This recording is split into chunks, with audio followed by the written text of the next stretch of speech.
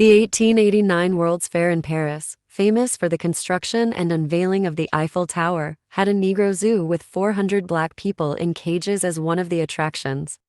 Companies use Elmer's glue as milk in cereal commercials, so that the cereal won't look soggy, and so that they can strategically place the cereal in the bowl. An African tribe in Namibia still wears Victorian clothes, a style of former German occupiers that they've made their own. Speed is now so important in financial trading that a new $300 million transatlantic cable was laid down in order to shave 5 milliseconds off communications between New York and London.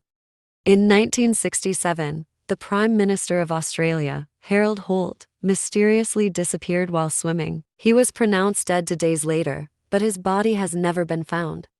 IMDb is one of the oldest websites on the internet and began on Usenet, a long-standing system of internet bulletin boards, in 1990 as a list of actresses with beautiful eyes. Costa Rica abolished its military and redirected the military budget toward healthcare, education, and environmental protection over 65 years ago. The Wright brothers' first powered flight in 1903 did not create public excitement. If people even knew about them, the news soon faded. In fact, they were largely mocked and disregarded until a demonstration in France nearly 5 years later. In 1971, Saddam Hussein imported 100,000 tons of grain treated with fungicidal mercury. The grains were intended for planting, but the Iraqis, unable to understand the English and Spanish warnings or the skull and crossbones image, baked it into bread. Hundreds of Iraqis died as a result.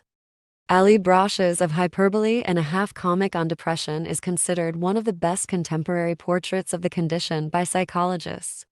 In 1795, as composer Joseph Haydn conducted the premiere of his 102nd Symphony, the audience pressed forward out of their seats to get closer to the famous composer. Moments later, a chandelier crashed to the floor where the seats had emptied, killing no one and giving this piece the name The Miracle.